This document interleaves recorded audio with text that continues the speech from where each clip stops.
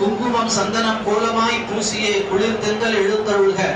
எங்கனும் உன் நாமம் எழிலாக பாடிடவே இன்பமாய் எழுந்தருள்க. பொங்கிடும் அருளோடு தாம்பரம் ஆலயம் புகழ் கூட்ட எழுந்தருள்க. சங்கமம் ஆகிடும் குருவருளும் திருவருளும் சக்தியை எழுந்தருள்க. துங்கா நதிநீர சுடர்மிகு அன்னையே தூயவளை எழுந்தருள்க. ஸ்ரீவித்யா பீடத்தின் ஸ்ரீ சக்கரநாயகி அந்த பராசக்தியின் வடிவமாக இங்கே எழுந்தருளி இருக்கிறார்கள்.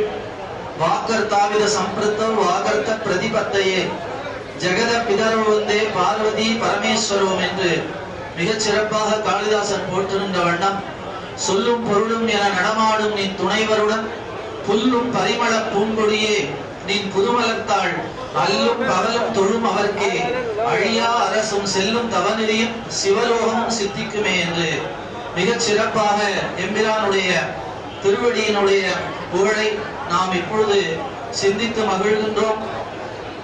இறைவனும் இறைவியுமாக வைகளும் எண்ணில் நல்லகதிக்கு யாதுமோ ஒரு குறைவிலை கண்ணில் நல்ல குதிரும் கள்ளும் அல வளர்நகர் பெண்ணில் நல்லாளோடும் பெருந்தகை இருந்தது என்று இறைவனையும் இறைவியும் ஒரு சேர தரிசிக்கக்கூடிய பேச்சினை போல இங்கே மிகச் சிறப்பாக சிவபெருமானுடைய அம்சமாகவும் பராசக்தி ஸ்வரூபமாகவும்